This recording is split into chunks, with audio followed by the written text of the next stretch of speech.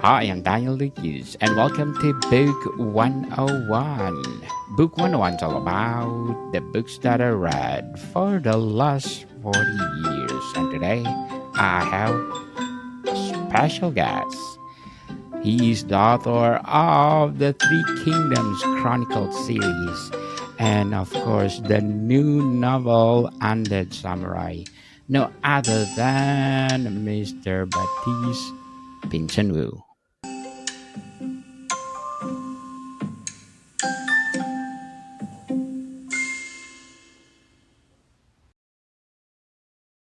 Hey Danielle, thank you very much for inviting me back on your podcast slash channel, maybe. Yes, we evolve plus channel. Yes, also Mr. Baptiste, can you please introduce yourself? Very with pleasure. So, as I think this is the third time I'm invited on Book 101, so always a pleasure. My name is Baptiste Pinson Wu, and I am a writer of historical fiction or historical fantasy books.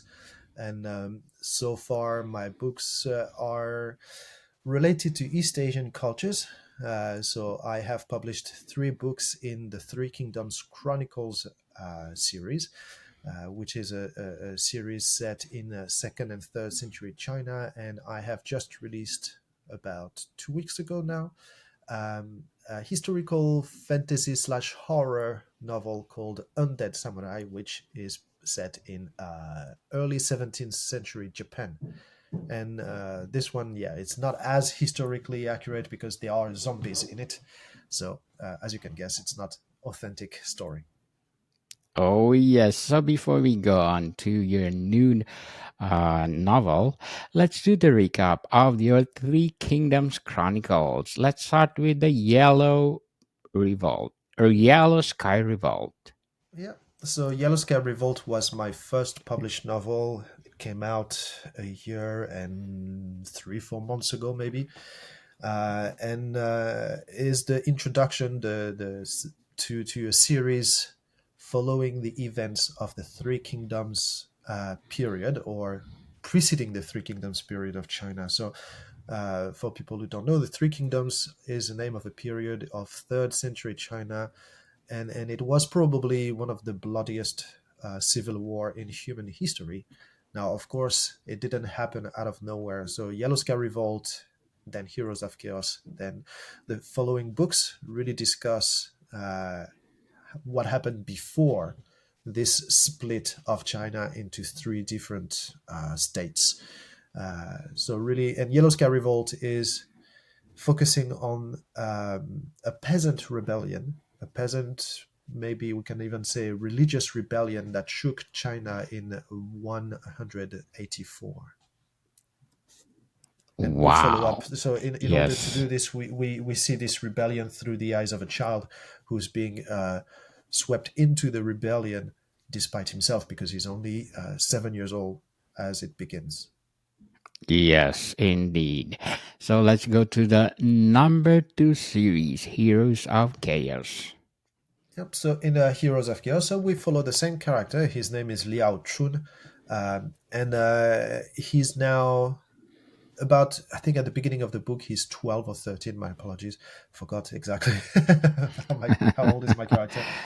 And then we see his the beginning of his military training. Now he's no longer with the rebels. He's a member of imperial army. You could say it's not exactly imperial, but anyway, he's more on the side of the empire, and he's growing into this army, and he's climbing the ladders of the ranks, even though, well, times are very difficult because that is when the whole country seems to erupt into some kind of pre-civil war, we could say, with every warlord trying to create its own power. But still, the Han Empire still exists at this point. Yes, Heroes of Chaos. And of course, the last. Not the last, the latest in the Latest. Yeah. series. Yes, because I remember that you will be have more series on this Three Kingdoms Chronicles. So the latest in the series, Dynasty Killers. Yeah, so first you're right. So this series is intended to be about 12 books long. So we are going to go through all the life of this main character, Liao Chun, who is going to be renamed the Liao Hua later, as we know from the beginning. Uh, and in Dynasty Killers, so now he's grown up, still very young. He's about 18, 19 at the beginning of Dynasty Killers, and he's in charge of a group, special forces of a warlord named Cao Cao. So he's being sent on several missions for his lord that are, you could say, black ops. It looks like black ops operations in ancient China.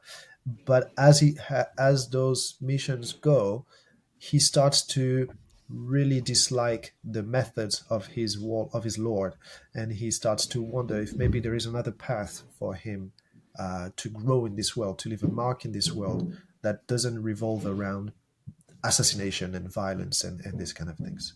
So this is the book among the three that I prefer, because the main character is all grown up now, and he has an impact on the world. He's no longer just a spectator, and he also starts to realize that ambition is good, but it shouldn't hurt everyone around him.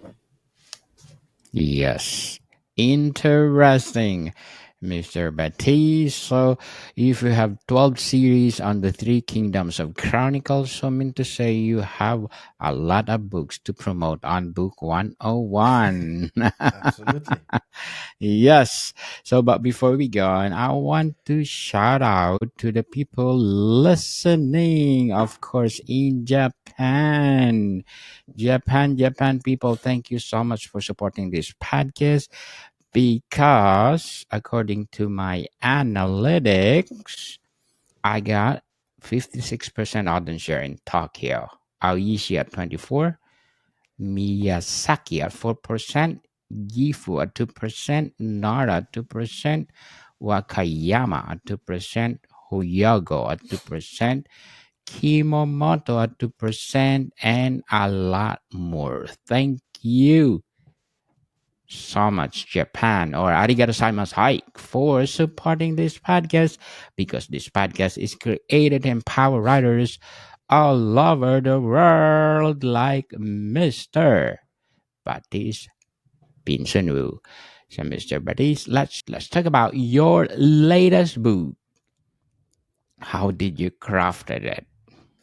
So this the latest published novel is called Undead Samurai, and like I said earlier, it is the story of a group of samurai, a group of nine warriors uh, crossing Japan. They have to travel through Japan in order to destroy an item uh, that gives the power to revive fallen warriors to someone. So there's basically a drum master, I call him in the book, who can use a drum to revive the dead.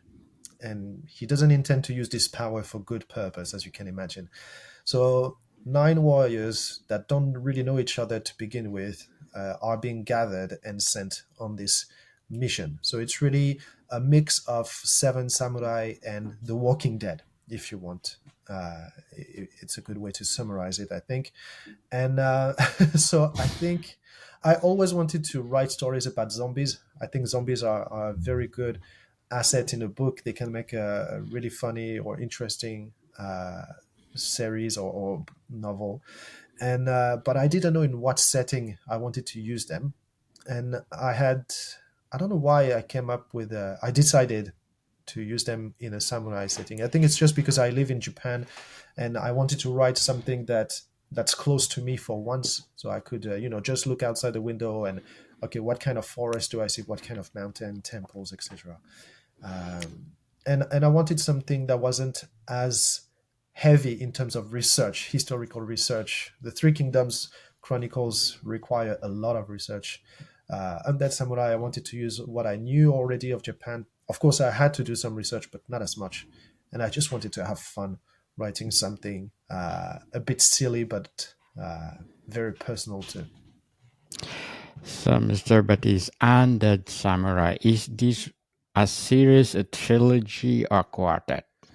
So it is a standalone. This one is a standalone, but it has potential for more. So what I mean by that is that if people really like Undead Samurai, if it sells well, uh, there is a lot of potential for more books in this series. So I have some ideas for books that will be directly related to Undead Samurai. So basically a prequel to it. So in the same country, not so long before Undead Samurai. But I also want to expand and create basically an undead warrior world, so where I could use the same idea of zombies in different settings and times. For example, I'm really interested in doing undead Spartans, so to retell the story of the Battle of Thermopylae, but with zombies in it. So basically, there's a lot of potential for more, but this book works as a standalone. Okay, looking forward for that. If there's any expansion. So, what was the writing process of Undead Samurai?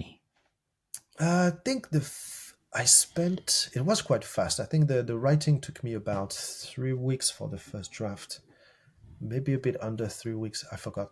And I know I spent the first 2 days before writing. I spent the first 2 days uh, basically thinking spending all my free time inventing the main characters, the 9 characters, because I wanted a book that was more interesting on the character side than anything else. So I wanted those characters to be really alive and to be all unique. I wanted all of them to bring something to the table. So I spent a couple of days exclusively thinking, shaping the characters, and seeing which how each of them could be interesting to different readers. And I think it's worked pretty well. Most of the reviews I've had so far mention the characters as the strength of Undead Samurai. So a lot of the very beginning, instead of focusing too much on the story, I really focused first on the characters, and then the story came naturally. It's not the most surprising story there is. I wanted something that was very easy to read and to enjoy.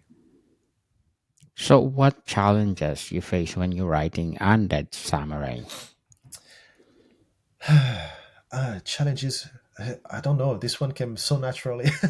there were not there were not a lot of challenges. I think no. As with the Three Kingdoms Chronicles, the challenge is to write a book that feels authentic to the culture, so to Japanese culture here, but also accessible to Western readers. Most of my readers are in US, UK, Australia, and Western countries, and while many of them will know Japanese culture to some extent, many of them don't.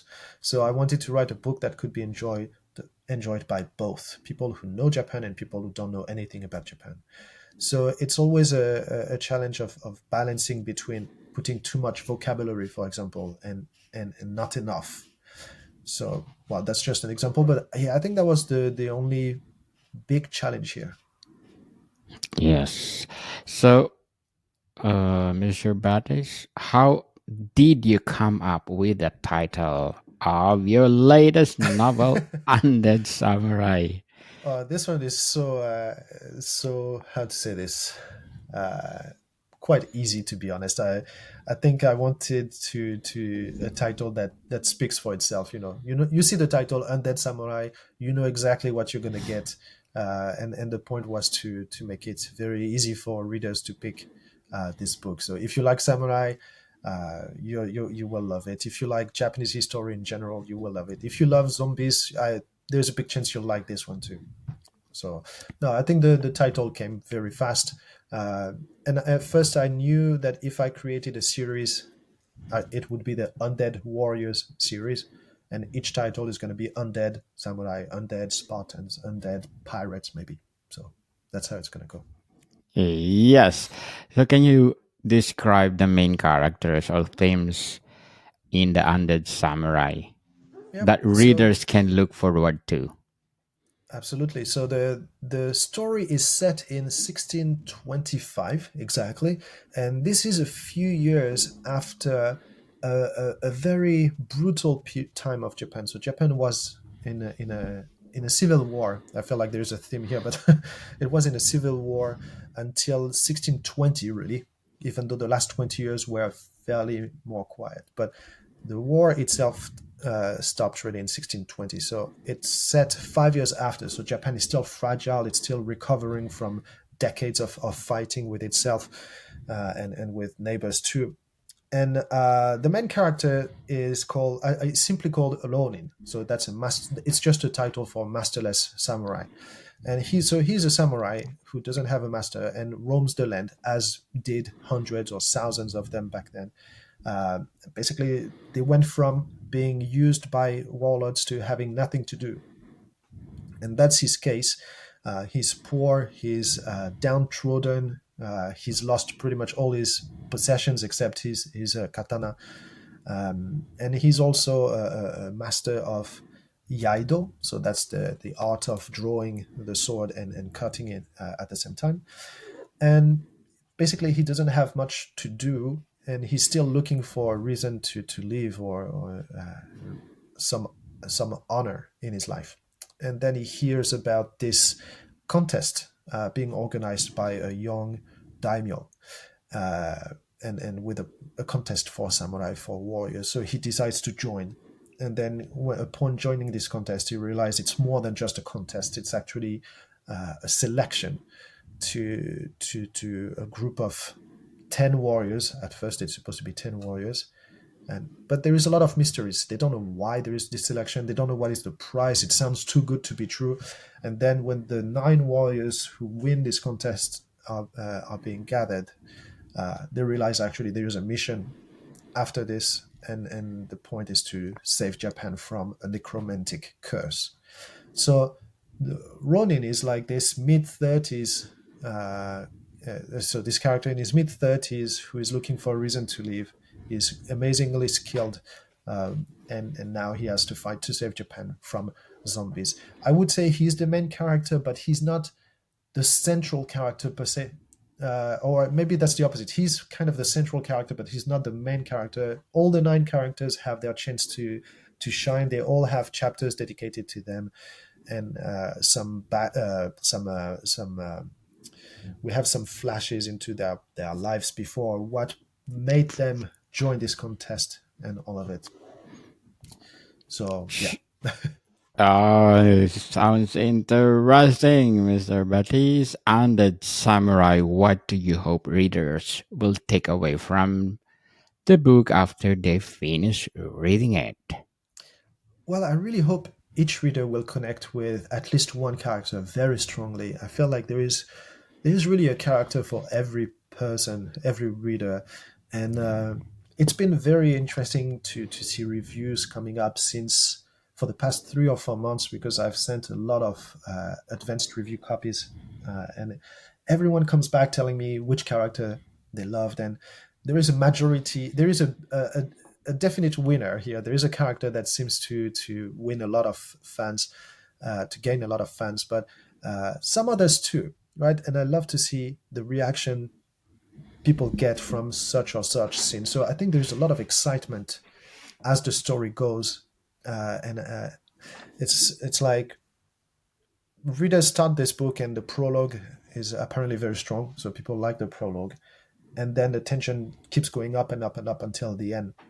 And I had some readers coming back to me saying that they actually cried about it a couple of times in the book. So that's not what you would expect from a zombie story per se. But That's right. yeah, so I really hope readers will connect with those characters, will get a strong excitement by this story, and I think that's the kind of book that you read in a couple of days. My point is like, it's not too long. That's a what 350 pages book, so it's quite regular in size, and I think it's the kind of book that you want to read in one go if you can, or just in 2 or 3 sittings. Uh, so that's the kind of readers. That's the kind of things readers can expect here.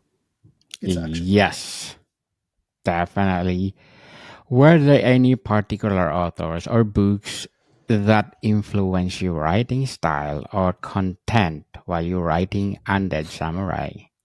So yeah, there is actually this indie writer called Rob J. Hayes, who wrote many amazing, many great books. But the book that really influenced Undead Samurai is called Never Die, and it's part of a series called the Mortal Techniques series. And the way it helped me write Undead Samurai is because his characters, his way to tell the story, first, absolutely fascinating, but also he doesn't hesitate to use tropes, almost cliche, you could say. So his characters are very easy, they are gripping, because we all, when you read his characters, you have a clear image of what those characters are, what they represent. You know, like martial arts masters, or it could be samurai. It's very clear because he uses tropes in a inventive way. So I think this is the book that inspired Undead Samurai the most, because it allowed me, as I wrote Undead Samurai, to use tropes to make my characters more lively. Something I used to stay away from. But I think yeah, it influenced my writing quite a lot here. Very well said, Mr. Betty. So, is there a specific scene or chapter in the book that you hold special meaning to you? Huh, a special scene. I think really the last third of the book, there is this. Okay, so let's say like this: there is a big battle at the end. The battle is a very takes a maybe a third, maybe 25% of the book at the end, and this the beginning of this battle has a few intense moments that, as I wrote them, I rarely felt as good about my writing as when I wrote this early stage of the last battle. Uh, there's a couple others, because the thing is that's a book I wrote as well as really I think I mentioned it in the notes.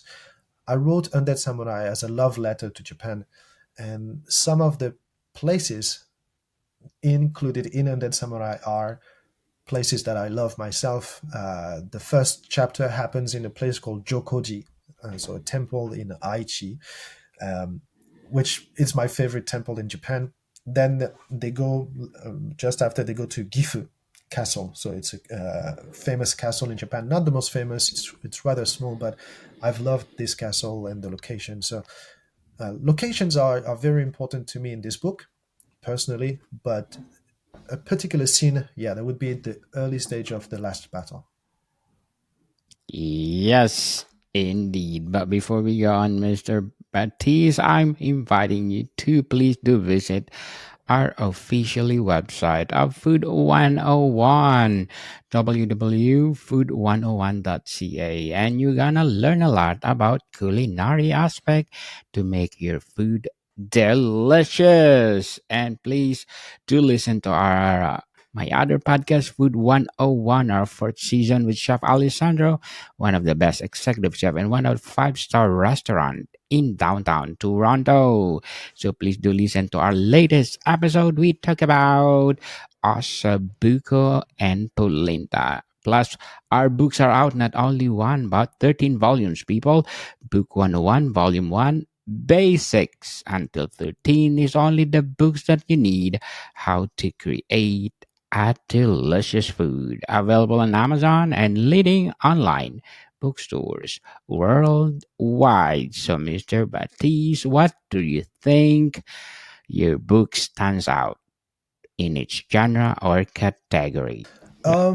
I think one of the mentions I have quite regularly in the reviews are the action scenes, the battle scenes, and that are. I don't think I write them in any special way, but readers seem to enjoy the battle scenes quite well. Um, Personally, I think, yeah, for Undead Samurai, I said it earlier, but the characters are really the strength in the Three Kingdoms Chronicles. I think it's just how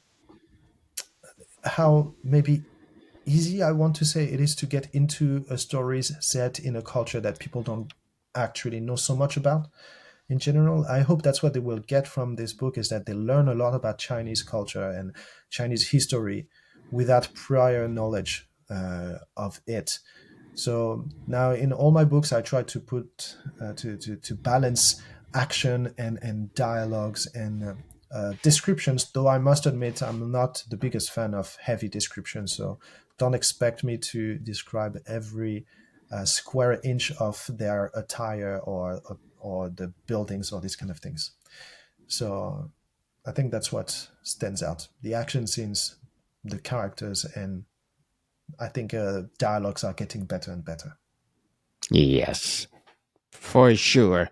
So, what kind of readers do you believe will connect most of an undead samurai and why? So for Undead Samurai, there are really two kinds of readers I think who will connect quite well to it. Right, readers of historical fiction in general, of course, they won't be lost if they are okay with a bit of fantasy. They should love Undead Samurai. So when I say historical fiction, I mean action, war, historical fictions in the line of Bernard Cornwell, Giles Christian, Matthew Harvey, and all those amazing writers. Um, so that would be the first kind of readers. Second would be readers of the horror genre.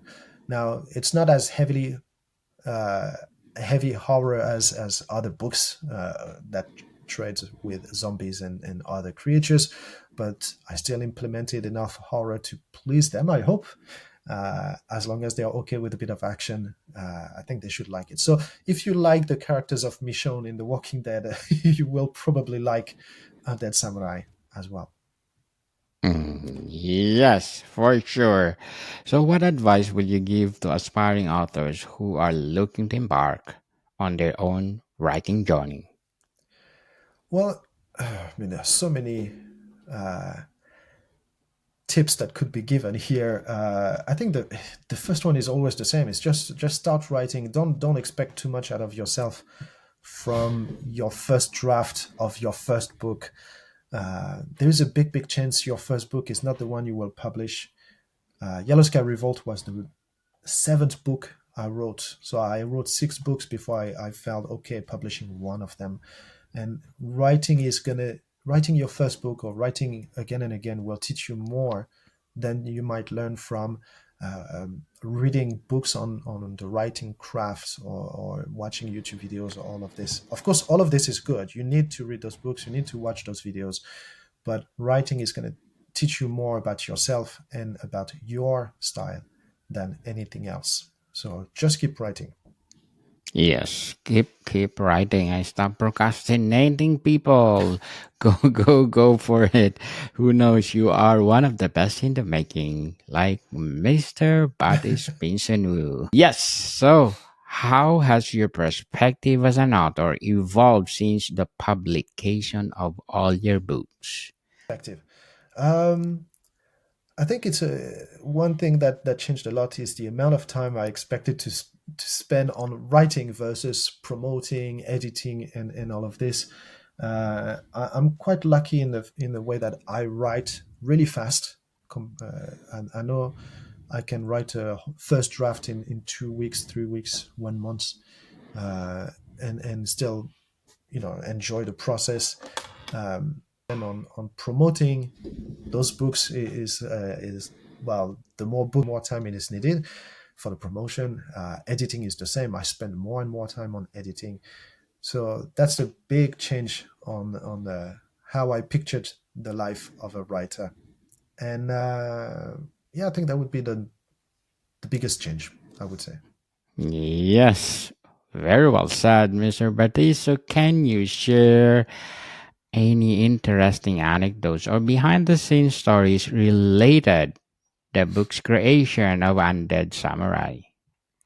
Um, all right, something I can share here with Undead Samurai is, like I said, the main character is using he's a student or a master, I could say, of a martial art called Yaido, though back then it would have been called Batto Jutsu. And this is a technique or a school of Kenjutsu that I have learned a little bit when I was in an exchange student in Japan. So I've included a lot of my personal experience in his drawing techniques. The names, for example, the names of the techniques that he uses might not be accurate to the time. I think those names came later, like 19th century, but I still use them because that was more an Easter egg to those great moments I had learning how to draw a katana and cutting with it. So Yes. I put some experience into it. Yeah. So, Mr. Baptiste, how do you see your books fitting into a broader literary landscape or cultural conventions? Well, I have no idea. I hope it will get enough success that my name and the books will spread very well in the world and that people will keep reading them. The thing is, historical fiction as a genre, or at least the books I'm writing, are have a readership that tend to be more towards 50 years old, 40 years old, compared to other fantasy genre that tends to grab the attention of younger readers as well. So I hope my readers will, stay with me too, in the sense that I hope younger readers will also find an attraction in the Three Kingdoms Chronicles and Undead Samurai and all the books I tend to publish later on. So I'm very lucky in that sense that I might have readers from every age, every gender, and culture interested in those books because they are about the past, so they are intemporal in that sense. Congratulations, Mr. Baptiste, for all your books, and thank you for sharing them to the world.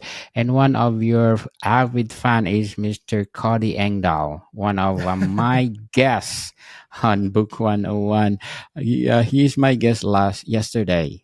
Mr. Baptiste, lastly, what's next for you as an author? So the next book in the Three Kingdoms Chronicles is going to be released in May. So that's the very next step, I should say. It's called Forest of Swords, coming up May 8th. Sorry. And then the rest of the year, I plan to publish a trilogy, a mythology trilogy set based on the Norse mythology of Ragnarok. So it's a retelling of Ragnarok from the point of view of a soldier fighting in Odin's army. So it's a trilogy. It's all been written, and but because I wrote this trilogy 3-4 years ago, and it takes a lot of editing from me to make it readable right now. And it's going to be, I hope to release the first in August, and then the next two in October and December. So that would be 2024 would be a year with 5 publications if I manage, which is quite nice. Looking forward for that, Mr. Baptiste, and you always come back and promote all those books. Okay, Mr. Baptiste, can you please invite our listeners to support all your books? All right, with pleasure. So, dear listeners of Book 101, I invite you all to check the Three Kingdoms Chronicles and Undead Samurai if you want some action packed historical fiction set in East Asian cultures with an S, because now we have China and Japan. And keep in touch with me so you don't miss the next releases. Yes, people, let's support Mr. Baptiste Pinson Wu because if you support him, more historical fiction to come. And we're looking forward for your fantasy like Ragnarok as a mythical novel. I hope you will be the next Neil Gaiman of Asia. That would be pretty good. Neil Gaiman of Asia. I like it. So, Mr. Baptiste, thank you for your time. My pleasure. Thank you very much, Daniel.